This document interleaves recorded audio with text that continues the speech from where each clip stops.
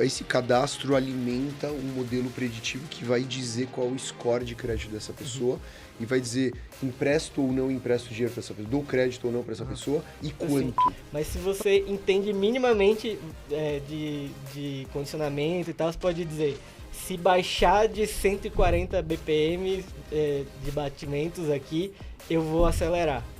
Isso é uma decisão que você está tomando. Você entrando na empresa como analista, tem essa empresa um time de ciência já ou não, você abre essas portas, né? Você estando ali dentro, você já consegue ir fazendo, construindo a sua carreira ali dentro, né? Então... Pessoal, acabei de ter uma conversa bem legal com 3 pessoas incríveis, o Snar, o Brunão e o Avi. A gente trouxe pessoas com esses perfis um pouco diferentes, trazendo perspectivas diferentes a respeito das profissões e do universo de dados. Segue aí que vai ser bem legal. Meu nome é Avi Alcalay, eu sou cientista de dados nos últimos 5, 6 anos. Antes eu construí minha carreira mais na indústria de TI, com infraestrutura, nuvem, arquitetura de aplicações. Então eu sou um tipo de cientista de dados que tem um viés muito forte em engenharia de software, né? E eu atuo no mercado brasileiro aqui, agora estou na indústria financeira, mas eu circulo muito por diversas indústrias aí. Então, tipo, pensando, você começou como cientista mesmo ou você foi direto para engineer? Não existia essa posição de engenharia de machine learning, né? Existia engenharia de dados, mas acho que mais cientista, dá para dizer que mais cientista. Você começou mais como cientista mesmo? Sim. Eu tive alguns papéis de engenheiro de dados, que é mais a infraestrutura, o encanamento dos dados, etc.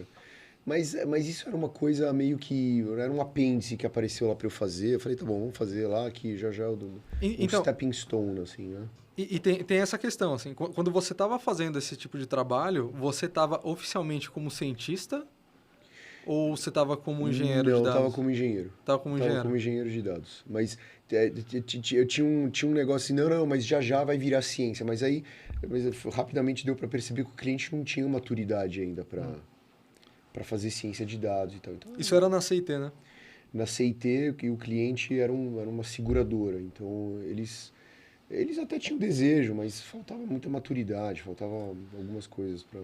Vocês chegaram a rodar modelo lá? Como é que foi? Não tinha espaço para isso lá. Nesse cliente, não tinha espaço. Então, era muito assim, era a preparação de dados para serem consumidos num portal de uma aplicação lá da seguradora. Então assim, essa empresa, essa seguradora tinha muitas iniciativas de renovar e tal. E dados é uma coisa que, né, os dados precisam circular. E era muito claro como um monte de políticas de segurança, sabe? Um monte de coisa que as empresas sempre tiveram, acabam represando isso. Em que sentido? No sentido de assim, olha, gente, todo mundo quer levantar uma nova função no portal da seguradora, inclusive o cliente. Mas eles tinham uma série de regras de segurança e de acesso e de permissão que eles meio que se sabotavam. Era interessante de ver isso. Eles se sabotavam. E aí você não conseguia. Era muito mais difícil, era muito mais limitado. E todo mundo lamentava. Mas era difícil vencer essa cultura. E pensando assim, o projeto, né, o escopo de quando você foi trabalhar, a intenção pelo menos era chegar a rodar modelo, ter a parte de ciência envolvida, ou não? Assim, muito porque... lá pra frente, sem muita promessa, sabe? Era bem engenharia ainda lá. Entendi. Tinha a parte de análise junto também ou não? Como, vamos dizer assim, como extra. Não era assim a espinha dorsal dos projetos que estavam acontecendo lá. Tinha analistas de dados lá por perto, muito nessa parte web, Google Analytics, etc. Mas era bem, assim, vamos dizer assim, subutilizado, sabe? O cenário meio que tudo mato ainda. Tudo mato. Tá. Tudo mato. Isso... Era uma coisa assim que todo mundo via que lá longe tinha uma oportunidade, dava para usar tal, mas era muito difícil chegar do outro lado. Você sabe, trabalhar com dados é um negócio difícil. Não é intuitivo para as pessoas. Tem um esforço, exige um... Tá, e um pouco nesse sentido de não ser intuitivo, ser difícil a compreensão. Pô, e realmente, né? Às vezes o que a gente faz é difícil até pra gente. Entendeu? O que a gente tá fazendo, imagina de quem que é de fora. Falando um pouquinho mais do seu contexto atual, assim. Então, tipo, cara, como... aonde você tá hoje, a empresa tem absorvido esses trabalhos, as entregas Sim. de dados, seja Sim. por parte de engenharia, de análise, de ciência. Sim, sim. Não, agora onde eu tô aqui, que é um banco. Então, é um banco de porte médio, né? Algumas coisas eles são líderes no Brasil. É um negócio muito sério. Dados, modelos preditivos, porque lá onde eu tô, especificamente no time onde eu tô, no grupo onde eu tô, a gente lida com análise de crédito, né? E o que é análise de crédito? Score de crédito. É basicamente você prever o futuro sobre se a pessoa é um bom pagador ou não. E ciência de dados sempre está envolvido com prever o futuro.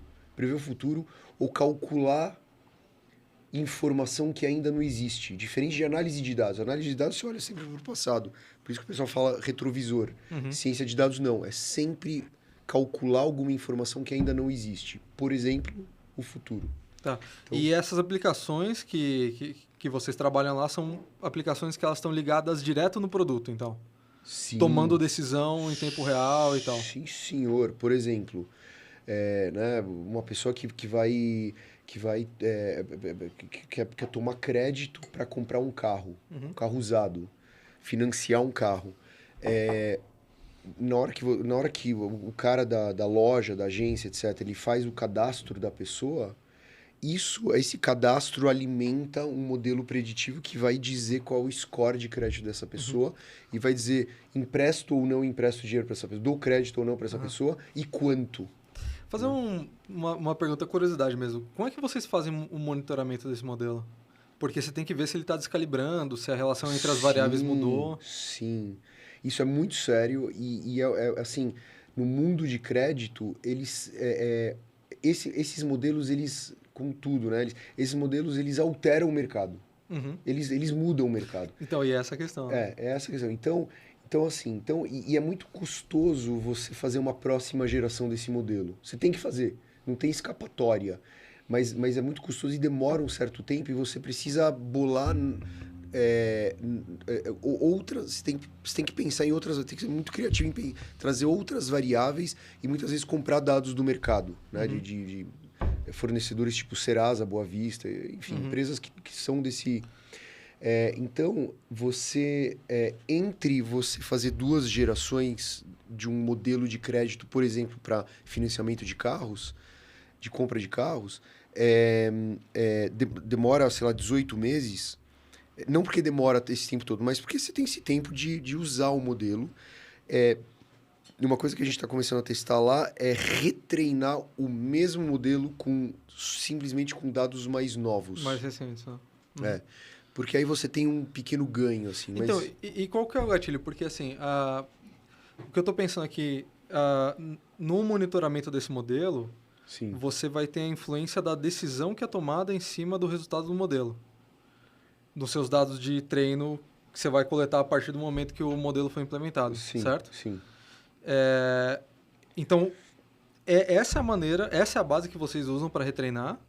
Ou vocês separam uma base, dá crédito para todo mundo daquela base, assume o risco, tem um custo envolvido e treina o modelo em cima daquela base, entendeu? Eu acho que, assim, quando você vai fazer a primeira geração de um modelo, por exemplo, você nunca mexeu com um empréstimo de crédito para motos, tá? Vamos supor que você vai abrir essa linha de produto nova. Quando você começa com essa linha nova, você vai um pouco emprestar para todo mundo. Você tem que criar um pouco, né? Você tem que tem um testar ali risco a autoridade do envolvido, mercado. tem um custo. Exatamente. Tem inadimplência, então você vai medindo isso, né? Então, vou só abrir um parênteses para perguntar um ponto especificamente a respeito disso, né? Olhando mais da estratégia da empresa e... Não sei se você estava lá quando começou essa primeira geração. Não estava. Eu entrei há 5 meses. Entendi. Já tem modelos lá que estão na 3ª geração, 4ª geração já. Entendi. Então, mas assim, depois os dados da primeira, segunda geração, você retroalimenta para treinar os novos modelos também, né? Você já conhece um pouco melhor o mercado, mais regiões, etc. Uhum. É, E no caso, vocês têm modelos específicos para categorias de crédito sim, específicas? É isso? para motos, caminhões, carros usados, empréstimo pessoal, tem o consignado, mas aí consignado a questão é menos score de crédito e mais fraude, tem mais fraude envolvida, Sim, sabe? sim. Que pessoa que finge que é outro CPF. Uhum. Em geral, esse tipo. Né? E tem também umas parcerias assim com varejistas, Uhum. né? Que o varejista faz um cartão de crédito, o cartão de crédito é o banco que... Uhum. Enfim, Daí é uma linha específica, vai precisar dos é seus uma linha modelos específica, específicos. e tal. através de uma parceria e tal. Tá. E pensando no tipo de solução que você tem nesse universo, assim, né? Pelo menos com o que vocês trabalham lá. Uhum. Você falou aqui um pouco de modelo de crédito, tem modelo de fraude também. Tem outros tipos de solução, de outros tipos de aplicação de ciência que vocês utilizam? Olha, eu tô há 5 meses nessa empresa, então eu sei que tem outros cientistas de dados em outras áreas lá, mas eu não sei exatamente o que eles fazem. Tá. Agora, eu sei também que nesse banco, crédito assim, um dos produtos mais importantes lá. Então, se tem outras coisas, devem ser para, sabe, otimizar o portal, sabe, mais esse tipo de coisa, com ciência de dados. Uhum. E vocês têm, vocês, eu digo dados de uma maneira geral, né? Pelo menos no seu contexto. Vocês têm clientes internos ou é apenas atender o produto e afetar da empresa para fora? Não, a gente tem clientes, tem né, crédito para nós mesmos, né, ou seja, linhas de produtos nossas, mas a gente vende modelos preditivos também para clientes, que são outras empresas de telecomunicações, etc. Aham. Existe uma troca de dados e de informações, de score de crédito, etc. Uhum. Mas eu tô falando assim, independente do score de crédito, para além disso, assim, vou dar um exemplo. Putz, vou dar um exemplo mais simples. Então, putz, tem um time de analytics ali que atende a galera de vendas e tem os indicadores de vendas. Sim. Entendeu? A minha questão é um pouco assim, da empresa para dentro. Tá. Se vocês têm utilizado só soluções de analytics ou também tem alguns modelos que vocês trabalham para tentar otimizar a operação, por exemplo. Você está falando assim, a gente gera os nossos próprios relatórios, é isso que você está falando? O cliente interno, eu digo. A gente fornece relatórios para eles, o cliente interno, né? Porque a gente é uma área técnica, mas os nossos clientes internos é uma área de negócio que cuida dos produtos de crédito. Já da perspectiva de... Entendi. É bem específico, né? A parte técnica. Então, assim, a gente tem BIs, etc., dentro da empresa, mas a questão do drift, a questão da qualidade dos modelos, estabilidade deles, acabam sendo tecnologia que a gente mesmo gera, gráficos que a gente gera e troca entre nós mesmos. Entendeu? Entendi. E no dia a dia, assim, qual que você acha que é a maior dificuldade de se trabalhar com modelos de crédito?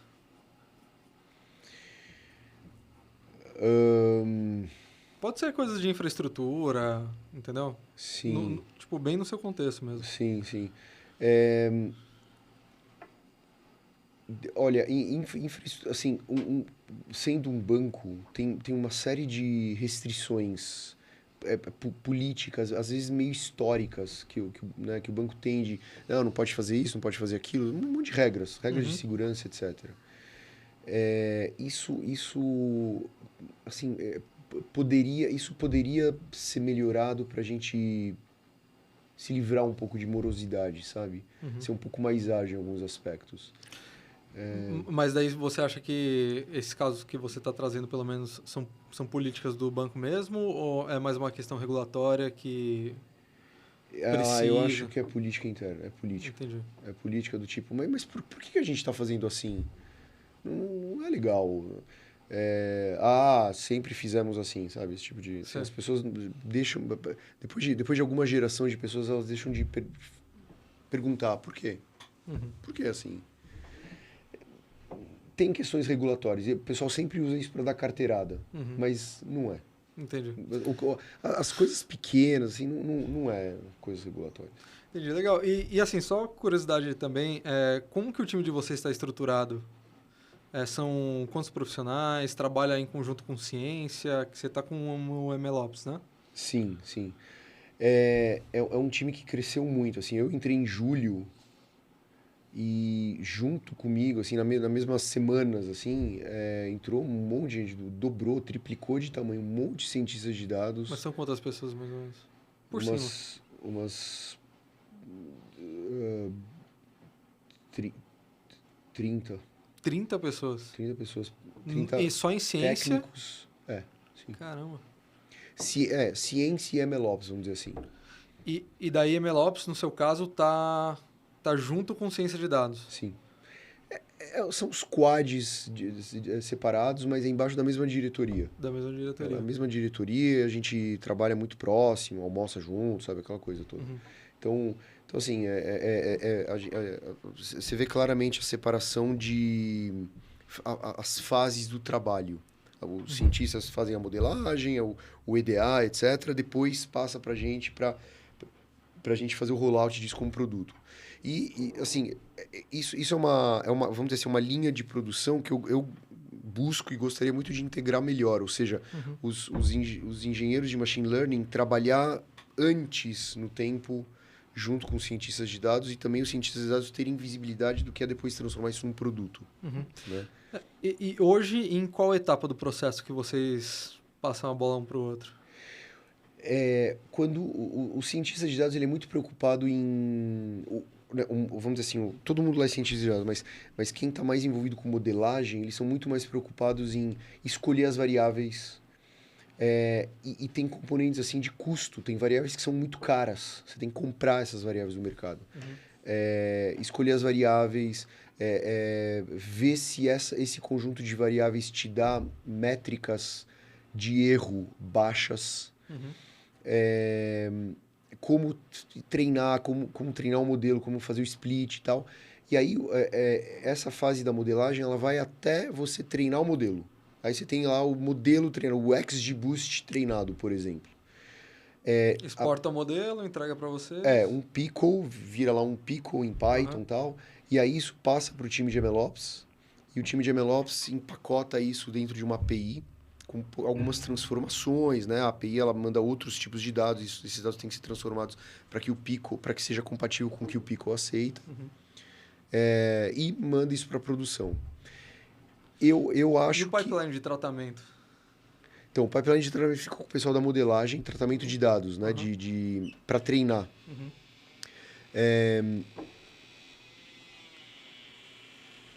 E aí, Zé? Chega aí, mano. Beleza? Bom? Tranquilo? Beleza? Então, só para fechar, né? O pipeline de tratamento do modelo. De preparação dos dados, o EDA. Tipo assim, vou dar um exemplo. Putz, o meu modelo ele precisou de uma normalização, eu exportei o ponto pickle. Sim. Tá ali o pickle, né? Sim. É o modelo treinado. Isso, mas é o modelo treinado. Agora, os novos dados que estão entrando, eles vão precisar do tratamento e precisar desse pipeline redondo para você alimentar o modelo. Então, essa parte fica em produção. Isso daí fica com o seu time ou com o time de ciência? Com o meu time. Com o seu time. Com o meu time. O meu time, lá que a gente vai pegar esse pico que recebe variáveis eventualmente muito técnicas, né? E não é o que eu... Quando está lá na produção, eventualmente não é isso que vai para o modelo. São as mesmas variáveis. São variáveis que às vezes precisam ser convertidas. Por exemplo, entre um lat long tem que ser convertido para um H3.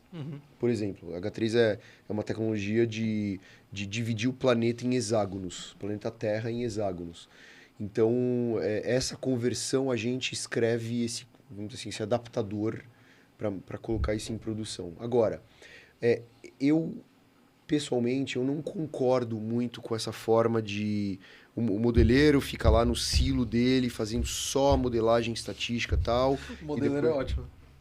Porque não é só para diferenciar, porque no final das contas é tudo um cientista de dados. Para depois uma outra pessoa que tem um conhecimento um pouco mais de engenharia de software fazer o empacotamento, conversão, APIs, etc. Eu faço muita questão de juntar essas pessoas para um aprender do outro e o negócio nascer com mais cara de produto, sabe? Eu percebo não só aqui, mas em outros lugares onde eu trabalhei, onde eu circulo, eu percebo que tem um vício de as pessoas chamarem isso de estamos fazendo modelos. Na verdade, isso é a mesma coisa que a Ford falar que ela está fazendo motor e eu faço motores. Não, ela faz um produto final. Ela faz um produto que a minha sogra vai poder sentar e usar. Ela nem sabe que tem um motor lá dentro. Então o modelo é um negócio importante, mas é um negócio lá dentro. Só que precisa ter outras coisas. Parte de algo maior. Então, eu sinto falta da gente abordar esse processo todo como criação de produtos digitais de dados. Tem que ficar de pé, tem que ter boa engenharia em todos os aspectos. E a boa engenharia lá na frente, ela tem que afetar a forma como você desenha aqui no comecinho. E vice-versa, né? Então, e pensar que tem uma cadeia de produtos, né? Tem um dos primeiros produtos importantíssimo é o produto de dados como produto, né? Tabelas super bem acabadas que todo mundo vai consumir dessas tabelas. Primeiro, isso também é um produto, tem que ser tratado como um produto isso. Aí você modela e faz o produto que é o estimador, o preditor, etc. E tem um próximo produto que é a monitoração, que é também absurdamente importante. Sim. Porque ele vai te dizer... E complexo. Ele vai te dizer, olha, tá dando drift, ou ele vai dizer para o negócio, a inadimplência está crescendo, a inadimplência está estranhamente menor, muito menos do que a gente esperava, do que a gente modelou. Sei lá, tem coisas malucas que acontecem às vezes. Eu acho muito importante enxergar e desenhar esses 3 produtos, eventualmente, como um produtão só. E eu acho que isso... eu acho que o mercado... os squads que lidam com esse tipo de soluções de dados e produtos de dados ainda estão criando essa maturidade. Legal. O pessoal fala muito de a tabela, o modelo, o relatório ou o gráfico. Não fala de o produto de dados, o produto estimador, o produto observability, né? O produto que vai me dizer preciso agir para corrigir alguma coisa. É que esses padrões eles estão sendo criados conforme as pessoas estão usando, né? Então, meio que cada contexto está trabalhando mais ou menos do seu jeito. Olha, vamos lá, Vitor, truco aqui, sabe? Porque assim, se você for em indústrias mais tradicionais, tipo, sabe, ERP. Tá. E o ERP se faz desse jeito há décadas. Você vai para full stack, que é uma coisa, né, fazer portais, que é uma coisa que de uma geração já duas gerações para trás. É uma coisa que já, sei lá, 1, 2 décadas atrás já se fazia. O pessoal ele trata como produto, DevOps, sabe? Build systems, sabe? É uma coisa que falta sabe, eu acho que um profissional que falta no mundo de dados, eu acho, é o clássico profissional que escreve classes em Java, engenheiro de software, arquiteto de aplicações. Você pega um cara experiente em escrever boas classes com design patterns, esse tipo de coisa, você incrementa o conhecimento dele com o que são modelos preditivos, machine learning, etc. Esse cara vai ser um super cientista de dados. Um cientista de dados com um viés menos de modelagem estatística, mas mais de fazer produtos de dados, entendeu? Eu acho que é importante os squads de dados olharem para esse tipo de profissional e trazer ele para cá. Porque esses caras eles estão lá no ERP, fazendo portais, que precisa desses caras também, mas aqui a gente precisa também. Eu acho, sabe? Eu sou o Isna, eu trabalho na Capra como Data Strategist e a gente trabalha com consultoria para grandes empresas e também uma parte de educação de dados. O que a gente estava conversando sobre tem a questão analítica, mas um dos principais problemas é que a gente chama muita coisa de produto. E aí é difícil entender sobre qual produto estamos falando. Então tem, por exemplo, pensando num produto, numa solução bancária, assim. Tem a solução bancária em si, que é oferta de crédito, cartão de crédito, sei lá, produtos de investimento, fundos de investimento. Tem a solução de dados, que é o que vai analisar os dados e fazer a recomendação, fazer todo o score da parada. E tem a solução que é a esteira de como isso vai funcionar como negócio. Então, como que é a prospecção, como que é a ativação, qual que é a régua de relacionamento. Isso tudo e a gente chama tudo de produto. Sim. Então, quando a gente chama tudo de produto, fica difícil de endereçar as partes. Falta um pouco da visão computacional, de diminuir, né, de quebrar em processos menores do que a gente está falando. E eu acho que é um pouco, nesse sentido, deve ser um pouco dessa falta que você comentou, assim, que tem uma dimensão que é o generalista, que se você... uma coisa que a gente fala em dados, assim, né, sempre que a gente está falando, principalmente com os clientes, é mais fácil treinar uma pessoa de negócio em dados do que pegar um analista e treinar em negócios. Você acha mais fácil? Pô, eu troco isso aí, cara. Eu também truco. Nossa, eu também truco bastante. Não, mas Depende. tudo bem. Acho que são visões diferentes. Tipo, isso é o que a gente vê bastante no contexto, né?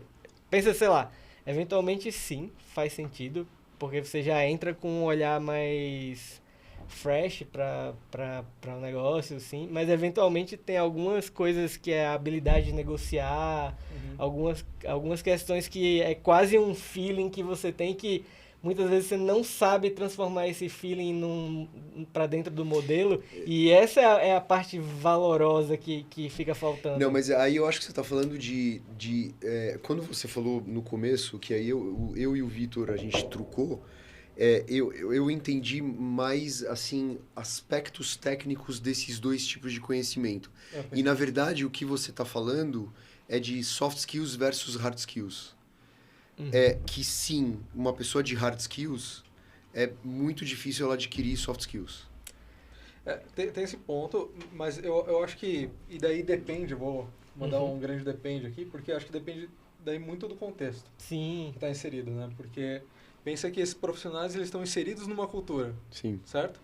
Então, a cultura onde eu estou inserido, ela favorece a discussão mais técnica, falar sobre dados e tal. E daí até uma questão que eu tenho pensado bastante, né? E daí eu vou jogar aqui e vocês deem a opinião, ver o que vocês acham, né? Mas, como é que vocês veem o papel do profissional de dados, certo? Seja na empresa que for. Principalmente numa empresa com baixa maturidade analítica, certo? Quando a empresa ainda não superou aquele achismo, né? Porque uma coisa que eu tenho impressão, às vezes, é que as pessoas precisam olhar para um número e tomar uma decisão. Isso dá um certo conforto, mas se aquele número não está bem feito, se a pessoa não sabe interpretar direito, é quase que um entretenimento, o dado, certo? Então, tipo, qual que é o risco e o papel do profissional de dados nesse contexto, da pessoa tomar uma decisão achando que é baseada em dados, mas não é? E como que vocês veem, tipo, o nosso papel, assim, de tentar mitigar isso, sabe? Porque eu fico pensando o quanto que isso é inerente de certo nível de maturidade analítica ou o quanto que de fato se tem agência sobre esse tipo de questão, entendeu? Eu não sei se eu entendi exatamente o que você quis dizer, mas eu acho que tem um ponto importante na sua fala, que é o seguinte. Olhar para um dado e embasar a sua decisão a partir daquilo não é exatamente você tomar uma decisão baseada em dados. Então, essa é uma confusão comum, digamos assim. Por que eu estou dizendo isso? Porque é possível olhar para um dashboard, entender tudo o que está acontecendo na empresa, mas como nada foi setado antes, não tem expectativa, não tem nada, não tem um protocolo, como que você vai dizer se deu 14 aqui? O que você faz? Essa é a pergunta que sempre que a gente fala, as pessoas dão meio que uma bugada, assim, falam, não, verdade. Tipo, tem vários dashboards que tem... Mas, tá, qual que é a decisão se isso aqui der pra cima ou pra baixo? Não tem, ela não foi pensada nesse nível. Então, é por isso que eu gosto sempre de falar, não tem nada de errado em adotar uma métrica de mercado. Mas, muito provavelmente, quem desenvolveu a métrica é a melhor empresa possível naquela métrica. Porque ela faz algo que a beneficia. Não faz sentido eu fazer algo que, sim, que é ruim pra mim. Se você chegou numa métrica que é ruim pra você, você não vai divulgar. Exato. E aí, o grande problema... Isso é um viés. O grande problema disso é você não ter consciência disso, adotar essa métrica sim. e perseguir ela como se ela Sim. fosse sua. E bota na meta, Sim. e bota no relatório para os investidores. Então, pensa, eu tava vindo pra cá e tava pensando assim, imagina que se você tem uma métrica que é mês sobre mês relativa ao ano passado. Se eu simplesmente digo que no mínimo atingir essa meta, certo? Atingir o mesmo valor. Se eu não corrigir pela inflação, em tese, o produto tá mais caro e eu tô vendendo menos. E eu tô perdendo dinheiro. E às vezes as pessoas simplesmente... Esquecem dessa correção. E esse é só um exemplo. Sim, eu tô falando um exemplo Imagina. bem simples, assim, do que... E aí, sei lá, eventualmente você tem que considerar, por exemplo, se o mercado dessa mesma área, ela tá crescendo ou tá diminuindo. Porque se o mercado dessa... Imagina que você tem uma imobiliária. Sim. Se o mercado imobiliário cresceu 200% e você cresceu 10%, você regrediu. Você perdeu. Mas se a meta era 10% de crescimento, você bateu. Sim. E Ou seja, tem que ter metas multidimensionais. Eu acho que tem também a questão com o que você está comparando, qual que é o seu parâmetro. O que você está medindo? Exatamente. Você pode ter métricas nesses dois sentidos, ou objetivos nesses dois sentidos. Quero crescer em relação a mim mesmo e também em relação ao mercado, mas talvez com outras proporções. E tem etc. um olhar de bônus ou de penalidade, assim, sobre isso. Sim. Porque se o mercado não cresceu ou encolheu e você não perdeu o mercado, Sim. cara, você trabalhou muito bem. Sim. Ao passo que se você simplesmente seguiu, tipo assim, a impressão que dá é que algumas empresas elas crescem apesar das pessoas que estão ali, porque o mercado inteiro cresceu, Sim, então... as ações elas cresceram, fizeram a empresa crescer junto com o mercado. É o toque da maré, assim, não tem como você sair fora disso, assim. Então, sair um pouco desse contexto é mais importante para demonstrar o quão eficiente ou necessário é o seu trabalho, do que simplesmente a métrica que foi estabelecida. Sim. E o olhar de dados, muitas vezes, do que as pessoas têm dificuldade, quase sempre, quando a gente fala assim, vamos juntar todos os dados. Geralmente você está olhando para trás. E aí você olha o que aconteceu e tenta entender. Beleza, tem um olhar ali de aprendizado, mas se você nunca faz testes para frente, você está sempre correndo atrás do dado e tentando entender aquilo. Você não está querendo entender o que vai mudar para frente, você está sempre olhando o que aconteceu. Aí, mas aí é porque esse mês o mercado demitiu todo mundo, e aí acabou o dinheiro e eu não vendi. Beleza, mas... O que você poderia ter feito para antecipar esse movimento? Assim? Como que você testa... Ser menos reativo, né? Você testa, sei lá, fidelidade a um determinado tipo de produto, ou alguma oferta específica. Se você está sempre só olhando o que aconteceu, esse não é um bom uso de dados. E aí eu vou trazer num contexto mais tangível. Você pode olhar no seu relógio, o seu smartwatch, você pode treinar e só acompanhar o que ele está fazendo. E você tem um gráfico lá durante o treino eu aumentei isso, eu fiz assim. Mas se você entende minimamente de condicionamento e tal, você pode dizer, se baixar de 140 BPM de batimentos aqui, eu vou acelerar. Isso é uma decisão que você está tomando. E é a mesma coisa. Você pode mostrar o gráfico, mas você teve uma ação sobre aquilo. Você escolheu fazer aquilo. Você não ficou só... traqueando e levou pro seu cardiologista. Sim. E, cara, como Pô, vocês já atenderam vários clientes e tudo mais, assim. Cara, no que você viu até hoje, assim, né? Como que se dá esse processo de começar a construir os acionáveis?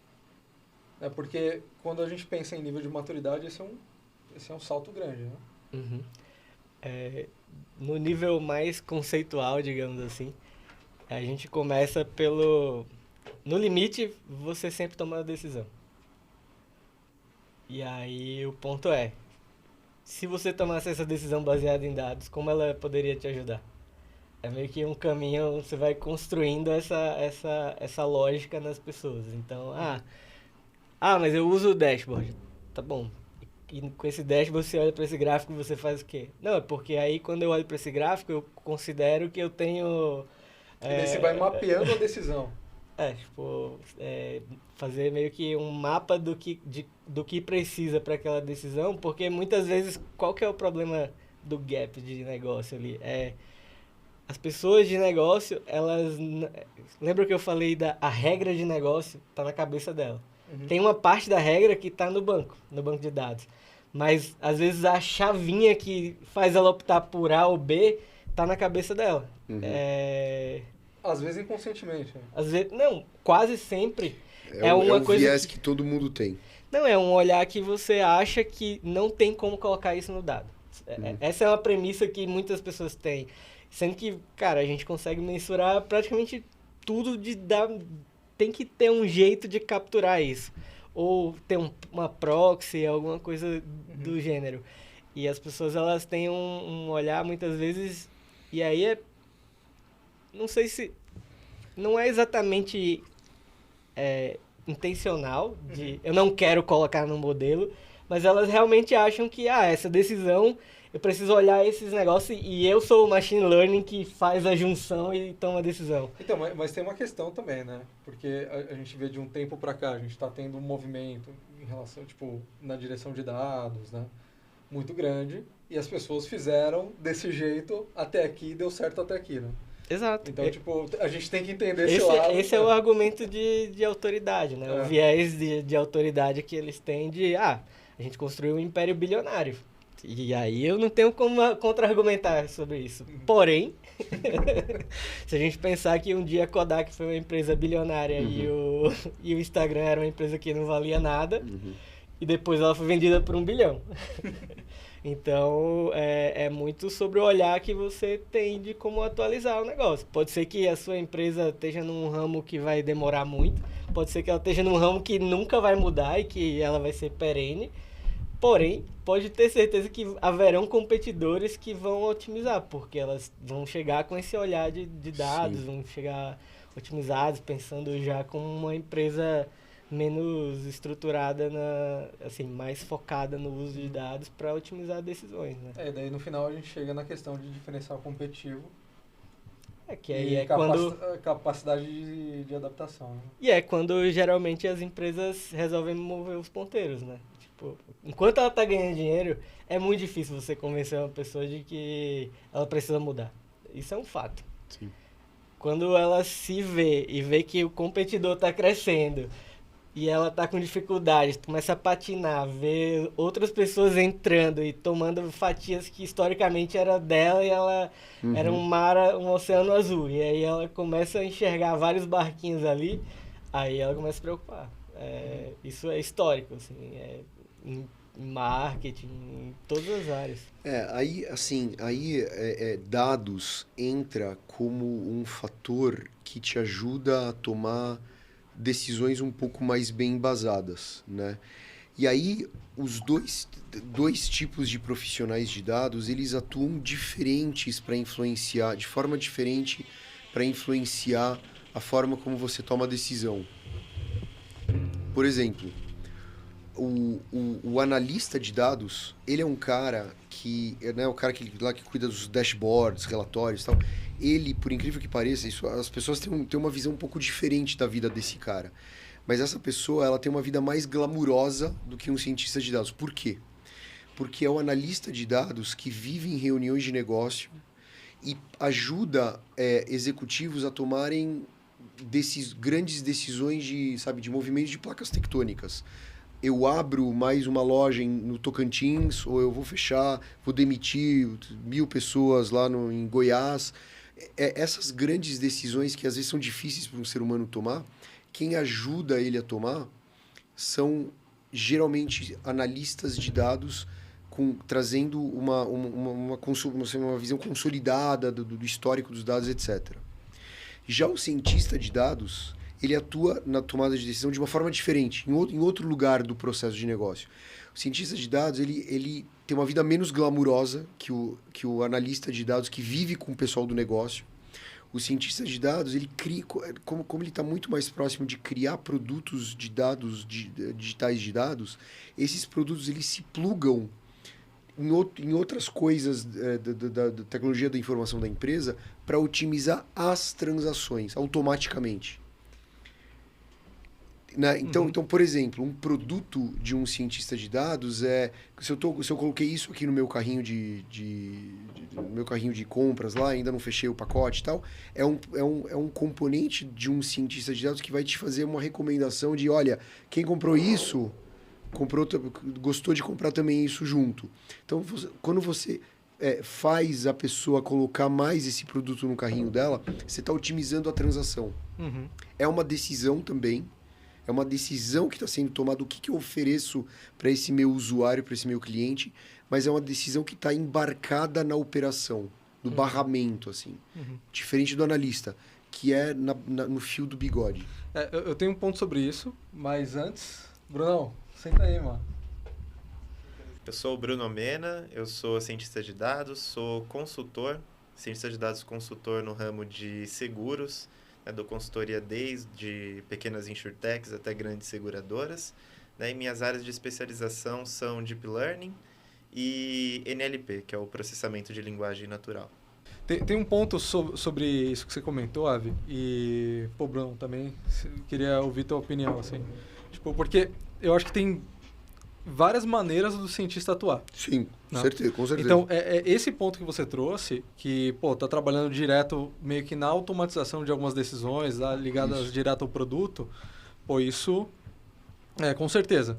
Mas, se, por exemplo, eu uso uma clusterização para dividir perfis comportamentais e isso vira uma segmentação que eu utilizo, né? Eu não estou falando de um produto que está em produção ali, tomando decisão de maneira automática. Eu estou falando de uma técnica de clusterização que o resultado é um resultado mais analítico, certo? Sim. Então, a partir disso, eu vou ter, sei lá, novos indicadores, novas maneiras de classificar os clientes. Sim. Na visão de vocês, assim, vocês acham que ainda assim isso seria um trabalho de analista? Ou vocês veem isso como o trabalho de um cientista que também pode trabalhar, né, entregar... fazer entregas mais analíticas do que produtizadas e... É uma questão, né? Sim, não. Olha, eu concordo plenamente que o cientista de dados ele não vai só fazer produtos lá que tomam decisão no meio da operação. Às vezes, muitas vezes, eles vão participar de uma discussão. Olha, eu fiz uma análise aqui e tal. Agora, eu acho que no limite você quer testar preliminarmente essa clusterização que você deu exemplo aqui, que foi um cientista de dados que fez, ele usa um componente mais avançado de análise de dados para chegar nessa clusterização. Você vai eventualmente testar isso manualmente no começo. Olha, fiz a clusterização, vamos testar isso aqui numa primeira mala direta que a gente vai fazer. Aí você vai fazer meio que na base da planilha, jogar essa clusterização para uma planilha. E a galera lá de marketing vai usar essa planilha para mandar mala direta A para o público A, mala direta B para o público B. Vamos dizer assim. Mas eu acho que você, muito rapidamente, você vai querer usar essa clusterização de um jeito mais automático. Daí mais você integrado. constrói um classificador para... E embute isso no negócio que, sei lá, a cada 2 meses essa mala direta vai ser disparada automaticamente. Entendeu? É uma boa prática, né? Você começar com coisas pequenas, né? E testando aquilo quais são os resultados que você consegue coletar. Sim. E sendo eles positivos, você vai passando para coisas que são mais complexas, né? Você vai envolvendo ali eventualmente outros times, né? De engenharia, né, Sim. para tornar a coisa mais automática. Mas talvez Sim. no início, né, Sim, seria exatamente. pouca participação do cientista, né, ou de pouca para média participação do cientista, e isso vai aumentando gradualmente conforme a complexidade também aumenta. Porque eu vejo que isso depende muito do contexto, né? Sim. Então, por exemplo, se você... e depende muito do produto que a sua empresa entrega. Então, por exemplo, você está num banco, pô, né, o tipo de infra que vocês devem ter ali para entregar os modelos é uma situação. Sim. Vou falar um pouquinho do meu contexto, é um pouco diferente. A gente atua muito próximo da operação em si. Então, como que eu faço para a empresa vender mais? Uhum. Então, como que eu dou um suporte para a equipe de vendas, para a equipe de retenção, né? A gente também tem as soluções que impactam o cliente final. Sim. Mas esse outro lado, cara, ele é muito intenso também. O curioso. pessoal chama isso de decision science, né? Data and decision science. Por isso que colocaram decision dentro desse negócio, porque é suporte à decisão. É ciência para tomada de decisão, né? Não só decisão operacional, né? Que nem esse outro lado, não só de fazer produto que se pluga lá no barramento, mas suporte à tomada de decisões muito mais estratégicas, de placas tectônicas. E agora fazer uma pergunta para geral aí, vocês veem. Se uma pessoa quer começar como analista, vocês têm alguma sugestão por onde começar? Eu estou perguntando isso, eu queria ver da perspectiva de vocês, tanto começar como analista, como cientista, como engenheiro, porque eu acho que a gente vai ter visões um pouquinho diferentes aqui. Sim. E essas são questões que, pô, vira e mexe, alguém pergunta para mim, assim, né? Então, acho que as pessoas têm essas dúvidas. Eu acho que começar como analista é sempre uma boa porta de entrada para quem está numa posição mais júnior, né? Porque você entrando na empresa como analista, tem essa empresa um time de ciência já ou não, você abre essas portas, né? Você estando ali dentro, você já consegue ir fazendo, construindo a sua carreira ali dentro, né? Então, para pessoas mais júniores, eu sempre indico, mesmo que o objetivo seja entrar numa carreira de ciência de dados, eu sempre indico começar como analista, né? Essa é a minha visão. Tipo, que tipo de habilidades, assim, ou coisas que a pessoa precisa estudar, de bate-pronto, assim, para sair do zero, na sua visão? Como cientista? Não, como analista mesmo. Como analista? Poxa, tomada de decisão e como conversar com o negócio, principalmente, eu acho. Né? Eu acho assim, eu sou muito dos hard skills, sabe? Então, analista de dados, assim, o hard skill mais importante para esse profissional é SQL. SQL. Não tem como fugir. Não tem como fugir. E, na verdade, para qualquer profissão de dados aqui, mas para o analista isso é muito forte e o analista ele precisa ter soft skills, sabe, comunicação, didática, é um troço super importante para analistas de dados. Que isso é uma coisa que você não vai fazer, dificilmente você vai fazer um curso de didática. Né? O negócio você pega, você vai pegando no dia a dia. Então, eu acho que eu ligeiramente discordo dessa questão assim de mais júnior, mais sênior. Eu acho que analista de dados, ele é um bom analista de dados, ele é um cara sênior, né? Porque ele tem que saber negociar. Ele vai conviver com C-level. Ele vai conviver com pessoas que precisam tomar decisões difíceis e estratégicas e milionárias, né? Então ele precisa estar no mesmo nível cultural, de linguagem, e ele precisa ter os hard skills também. Eu acho que tem um ponto que o Bruno comentou, que assim, como porta de entrada, eu acho que faz sentido, porque se você comparar com um stack assim, de ciência, por exemplo... É mais... né? Então, é uma gama. Mas você pode ter analistas tão sêniores quanto os cientistas e um cientista não é um analista avançado. Sim, perfeito. Sim. Perfeito. Então, legal. Eu acho que tem uma parte interessante disso, que é, assim, respondendo, até fazendo um link com o que você tinha trazido antes de o analista muitas vezes ter um caráter mais glamuroso, de uma certa maneira. Eu acho que muitas vezes, não sempre, porque é mais fácil de ser compreendido pela maioria. Um nível mais... Quanto mais você aumenta o nível técnico, mais você exige o background das pessoas para ter uma interlocução. Senão você começa a falar de modelos e coisas altamente avançadas. Você perde o seu interlocutor muito rapidamente. Porque ele não consegue conectar Sim. a clusterização com o que eu vou conectar de verdade para vender mais. Ele tá pensando... Não sei nem como... Não sei o que dizer. Tipo assim, me explica como se eu tivesse 5 anos de idade. É porque muitas vezes falta uma certa sensibilidade, mas também, às vezes, o próprio cientista, ele é o building trap, né? Você quer fazer mais, você quer melhorar mais, você quer refinar o fine-tuning de 278 features. Sim. E aí você chega no modelo ideal e aí... O que a gente estava fazendo mesmo? Falta essa sensibilidade, muitas vezes, de entender mais o negócio para poder chegar pro gerente e falar, eu vou resolver a sua vida, porque, ó, com isso aqui... E desse jeito. Desse jeito. Sabe o que você faz hoje desse jeito? A gente vai fazer assim, ó. Sim. Aí a pessoa... Aí ela começa a conectar o que você está querendo dizer, e eu acho que muitas vezes, essa é a parte que muitas vezes o cientista acha... não quero fazer isso. Sim. Não, e tem alguns casos que eu vejo, pô, de pessoas que convivem com a gente, né, amigos e tal, que as pessoas estão tão dentro das questões técnicas que eles perderam a noção do que é simples e do que é complexo, né? Sim. E daí parece que nem fala português. Sim.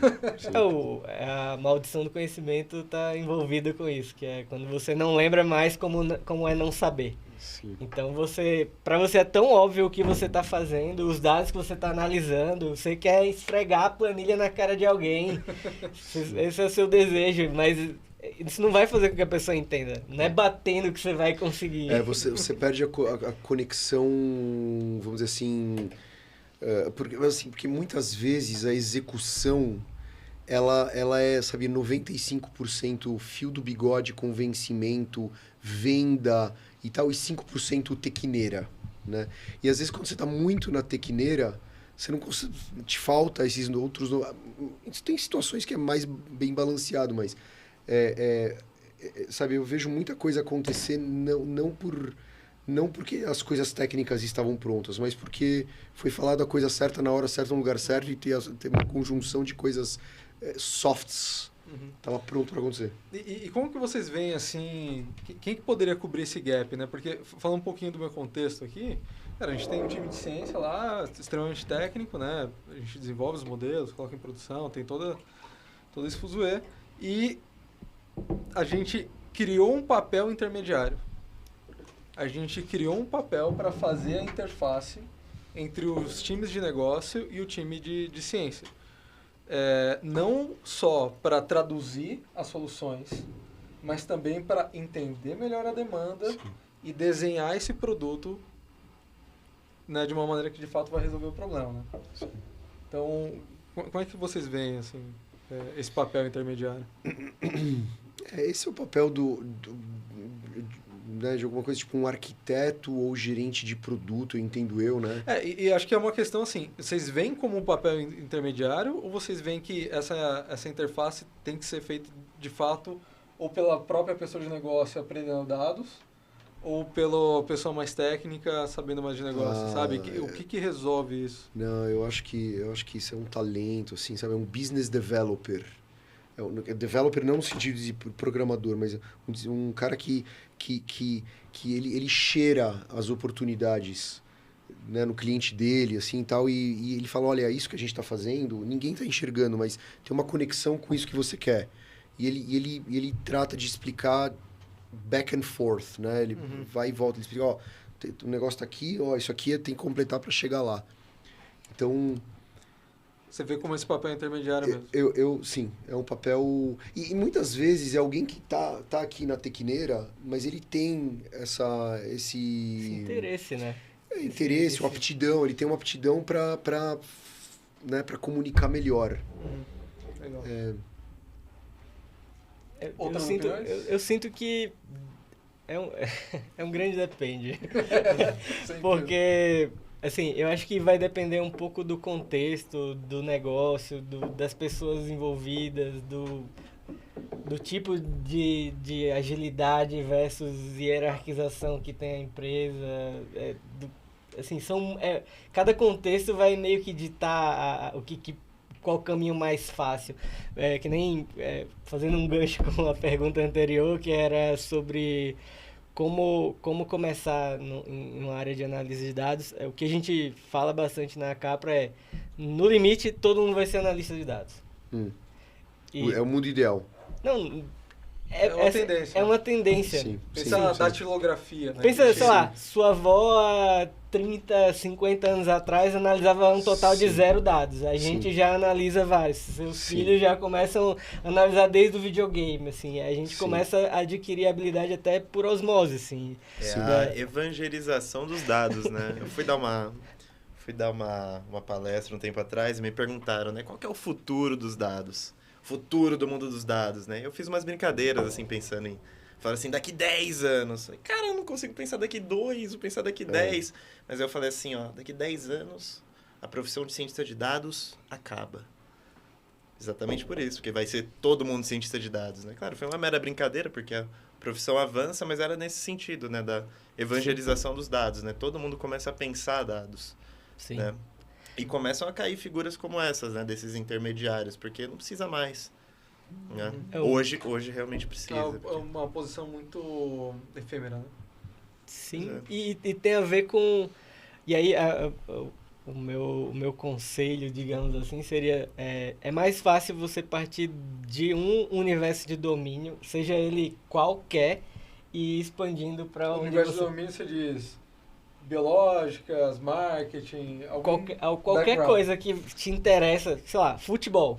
Eu quero ser um analista de dados de futebol. Você já sabe de futebol, você começa a ver como que o dado ajuda, e aí você vai aprendendo e aí você vai traçando uma trilha para um caminho desejado. Eu diria que é o caminho menos traumático, porque uma coisa é você cair no mar com um tubarão e sem saber nadar e vai lá. Então, se você não sabe de ciência, não sabe de dados, não sabe de economia, não sabe de nada e tem que aprender tudo de uma vez, não sabe de programação, é tipo tomar pancada em todos os sentidos. Mas você pode aprender. E se você sobreviver, você vai... Não que não vai apanhar também nesse caminho. Não, apanhar é meio que uma premissa.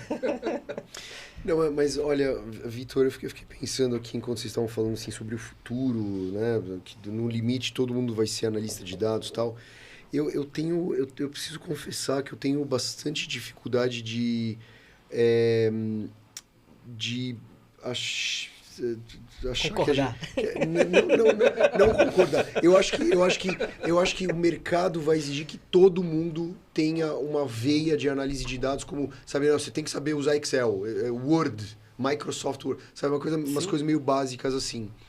Mas por outro lado, eu preciso reconhecer, e eu vou falar isso de um jeito forte para ver se vocês concordam comigo ou não, eu quero ouvir a opinião de vocês. Trabalhar com dados é um troço super difícil. E eu tô falando da coisa assim mais básica possível. Tipo, você pegar um gráfico e olhar para ele, ok, você pode até desenvolver muito rapidamente a capacidade de entender o que está acontecendo ali. Ah, isso é um fundo de investimentos que está dando lucro, ou isso é um fundo de investimentos que está indo para o beleléu. Só que o problema é o seguinte, para você conseguir coletar os dados todos e juntar eles aqui, assim, e até gerar um gráfico, é super difícil.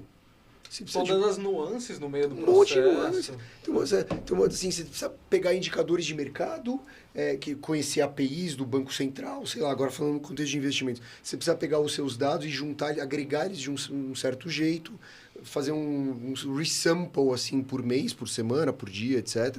É super difícil preparar os dados. Preparar eles de modo que eles fiquem analisáveis. Dependendo do tratamento, muda o sentido. Muda o sentido. Tem muitas... Porque assim, se você for num supermercado, você vai num Walmart da vida, você vê aquelas 65 caixas. Aquilo é uma usina de informação de dados.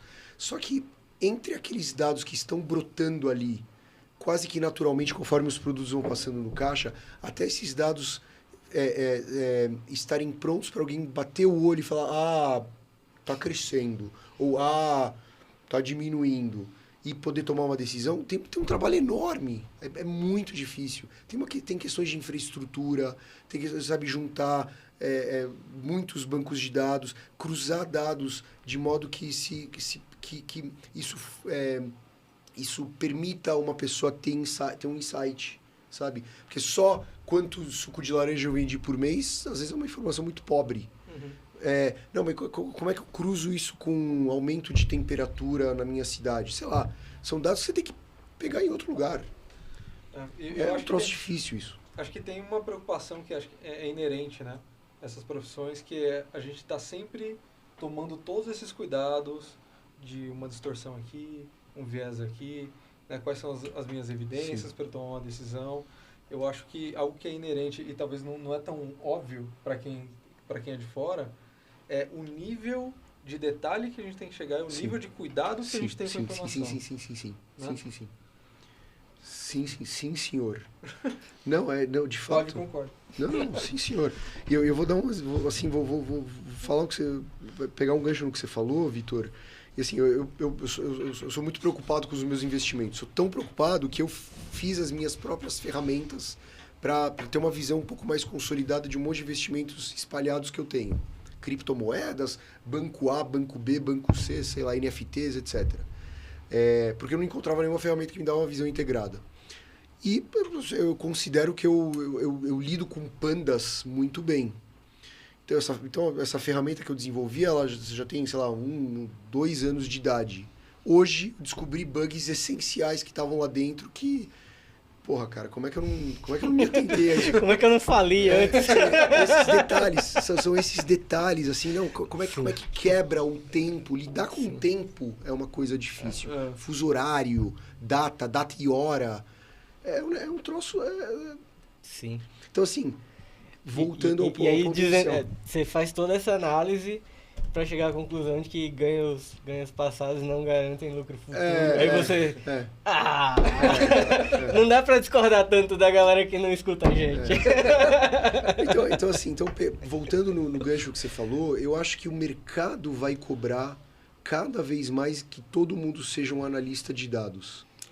Só que isso até que ok, mas eu reitero... O craft em si... O pavimentar a sociedade, o barramento corporativo tal, para que tenha dados para as pessoas poderem analisar, prontinhos. Acessibilidade assim, disso. A acessibilidade disso, isso vai para sempre continuar sendo um desafio.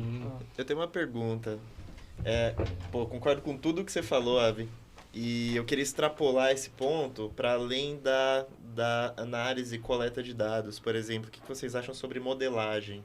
Quando a gente fala desses novos...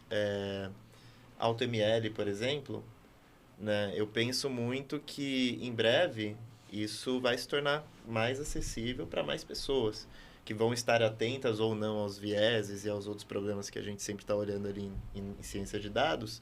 Mas eu queria saber como que vocês pensam que seria a utilização dessas ferramentas ou essa evangelização de inteligência artificial, não só falando mais de dados agora, né, quando a gente começar a colocar no mercado em massa as ferramentas de AutoML, né? Como será que essa galera vai começar a utilizar isso, né? O que vocês pensam sobre isso? Cara, eu tenho sérias questões com esse negócio. Eu também. Porque cada vez mais eu tô vendo pessoas que, cara, por as melhores intenções que tenham, tem perfil interessante, quer estudar para aprender, para ser um profissional de dados, e você vai ver um apertador de botão. Uhum. Que aprendeu como se fosse uma receita de bolo. Então faço aqui. Em todo EDA tem um gráfico de uma matriz de correlação. Cada interpretação dessa matriz de correlação eu nunca vejo, mas a matriz está sempre lá, sabe? Então, eu não sei. Eu, por um lado, eu acho muito legal de estar mais acessível, estar mais fácil, mas eu acho que a gente tem que tomar muito cuidado como que se usa. Porque você não saber o que está por trás, não saber como o seu modelo está consumindo aquelas variáveis. Uhum. Cara, porque o modelo, ele basicamente vai escalar uma decisão. né? Tá baseada em que essa decisão? Quais são os vieses, né? Uhum. Então, dependendo aonde que é aplicado, eu vejo um risco, assim. Eu Mas, enfim, concordo. posso estar sendo pessimista aqui. Ele tem outra visão. Não tenho, pior que não. Porque eu acho que assim, um ponto importante sobre essas ferramentas é que elas diminuem a barreira de entrada. Isso. Ao ter uma barreira de entrada alta, muitas vezes, vamos lá, a gente está fazendo um curso de Data Science, por exemplo. Às vezes só do fato do código rodar já é uma boa coisa. Às vezes é uma coisa ruim, porque ele não deveria ter rodado. Sim. E agora ele vai dar um resultado errado. Sim. Porque a pessoa simplesmente ela conseguiu rodar um R quadrado lá e ela confia naquele, mas ela não sabe interpretar. Sim. Então ela vai passar a informação daquilo como? E a gente simplificar ainda mais esse modelo, o tempo que a pessoa demora para sequer apertar o botão e fazer o código rodar, já traz uma série de reflexões e habilidades para que ela consiga minimamente fazer aquilo funcionar e começar a ter interpretações. Se a gente baixa ainda mais a barreira, a gente corre o risco de pessoas que realmente não gastaram nenhuma energia com aquilo em entender e nenhuma preocupação. Ela simplesmente vão achar que elas têm superpoderes, mas na verdade pode ser bastante nocivo. Sim. Qual que é o grande ponto, sim? Quando a gente fala do ChatGPT, o maior problema na minha visão, por exemplo, é você não sabe nada sobre um determinado assunto e você pergunta ao ChatGPT. Uhum. E você confia naquela resposta. Sim. Ele vai te dar alguma resposta, mas pode ser um monte de virundum, assim. Não, a gente estava conversando com um amigo nosso, e aí ele estava explicando que ele estava fazendo um doutorado, e aí ele começou a escrever o que ele estava pensando de tese e perguntar para o ChatGPT. O ChatGPT pegou autores que tinham relacionados a essas teses, descreveu a tese que ele começou a perguntar se existia como se existisse, e aí disse que aquele artigo estava publicado em tais publicações, ele entrou e não existia. Ou seja, ele inventou o artigo científico com autores conhecidos falando do tema que ele deveriam estar falando e não existia o artigo. Super convincente, mas lero. Exato. A questão é que não deixa de ser um modelo e o erro é inerente a qualquer modelo, né? Quando a gente pensa em qualquer tipo de solução, ele está falando de uma emulação falha da realidade. Sim. Né? Assim, se for ver, esse modelo ele foi treinado para fazer isso. Ele não foi treinado para te dar resposta certa, ele foi treinado para fazer frases convincentes, bonitas que... Que recado vocês gostariam de passar para alguém que está querendo entrar em dados? Querer saber um pouco mais e colocar o pezinho na água, assim. Vai porque você tá na frente. Vai agora. Esse é um bom ponto. Vai agora que você vai sair na frente. Eu acho que tem uma questão que é assim, nunca é tarde para começar, mas ao mesmo tempo esperar pelo momento perfeito não vai acontecer. Então, a hora de começar a tentar buscar um caminho, criar uma conexão entre a área que você está hoje e dados é agora. E aí é menos sobre tentar se adequar a um caminho que existe, só porque existem vagas ali, porque fazer isso é a mesma coisa de olhar em 1990 e que o petróleo é a profissão do futuro e você fazer engenharia de petróleo, assim. Ele é a profissão do agora, não do futuro. E aí hoje você vê isso morrendo. Então cara, o que hoje você gostaria de fazer e para onde você imagina a sua carreira, o que você gostaria de fazer e tentar construir algo nesse sentido. Menos do que olhar para o que o mercado está pedindo e se adequar, porque eventualmente a parte, por exemplo, mais técnica de software, ela pode eventualmente sofrer uma não no nível conceitual, por exemplo, isso nunca vai morrer. Se você conhece os conceitos e você consegue mandar uma AI estruturar o básico e você corrigir, é uma coisa. Diferente de você... Não, eu tenho que programar do zero tudo, 100%. Isso eu acho que vai perder um pouco mais de espaço, talvez. Boa. Pra fechar? Eu acho que, assim, acho que as pessoas podem ter calma, sabe? Fazer as coisas com calma. Apesar de a gente estar já 10, 11 anos, eu acho que a gente está ainda muito no começo dessa.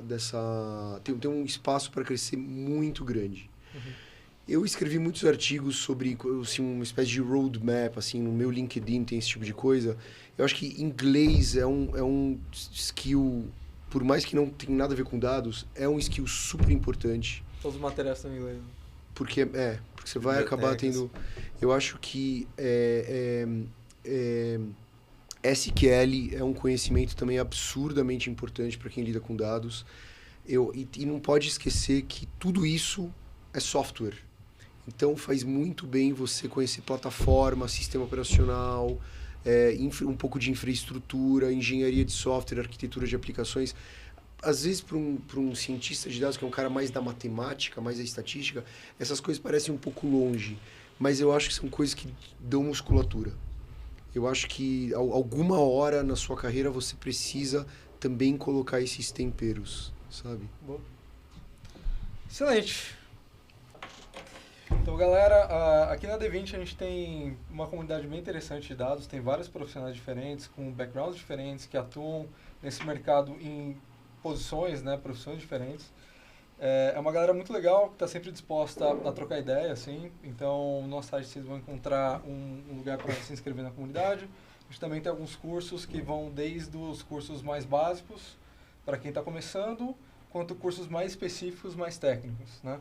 Sempre cursos um pouquinho mais curtos, com bastante profundidade, conteúdo ao vivo. A gente até tenta criar alguns encontros presenciais, né? Alguns encontros da comunidade que também servem como parte dos cursos. Então, isso aí. Valeu.